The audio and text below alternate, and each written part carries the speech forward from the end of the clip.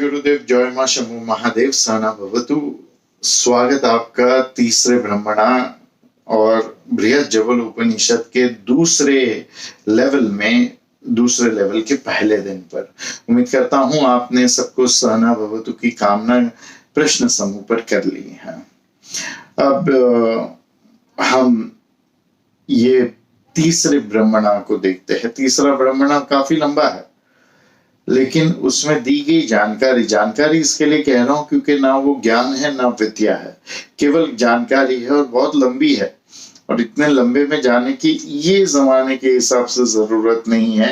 इसके लिए उसको संक्षेप में आज ही के दिन समझ लेते हैं कि भस्म को बनाने के लिए 4 विकल्प बताए गए हैं। उसमें से पहला विकल्प है अनुकल्पम। अनु मतलब छोटा। दूसरा विकल्प है उपकल्पम, मतलब छोटे से बड़ा। और तीसरा है उपकल्पम, मतलब बड़े से भी बड़ा। और पांचवा है अकल्पम, मतलब कोई उपाय नहीं। ये 4 उपाय जो है ये शैविज्म के शैव विद्या के जो 4 उपाय है उससे जुड़े गए हैं।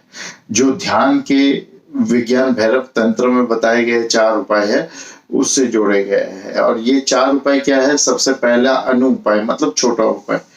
दूसरा जो है शाक्त उपाय, जो अनु उपाय से बड़ा है। शाक्त उपाय के ऊपर है संभव उपाय, जो काफी बड़ा है। और लास्ट में है अनु उपाय, मतलब कोई उपाय नहीं। इसको जानकारी इसकी प्राप्त करने के लिए विज्ञान भैरव तंत्र का अगर आप पाठ्यक्रम हमारा आप करते हैं तो उसके अंदर आपको पूरी विगत प्राप्त होगी। अब छोटा उपाय क्या है कि होम में से, हवन में से, वज्र होम में से विभूति आप इकट्ठा करें। अब उससे बड़ा उपाय क्या है कि जंगल में जो आपको गाय की पिंडी प्राप्त हो उसको उठाकर ले आए और उसका हवन करके फिर उसमें से भस्म निकाले। उससे बड़ा उपाय क्या है?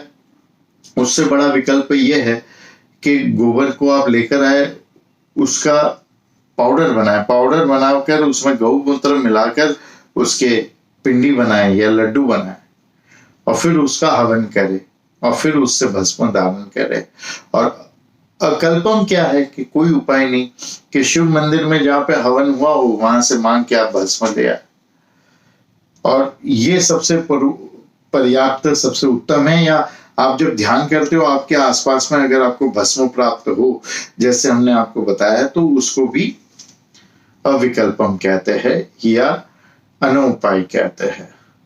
तो इससे भी आपको काफी लाभ होगा और ये सबसे अच्छा उपाय माना जाता है। लेकिन फिर भगवान कालाग्नि रुद्र ये भी कहते हैं कि ये 4 उपाय से प्राप्त किया हुआ भस्म जो है ये मोक्ष आपको प्रदान कर सकता है। तो कोई प्रश्न हो तो अपने साथी से पूछे या हमें प्रश्न समूह पर पूछे। हम आज के लिए यहाँ पे विश्राम करेंगे। हरिओम तत्सत।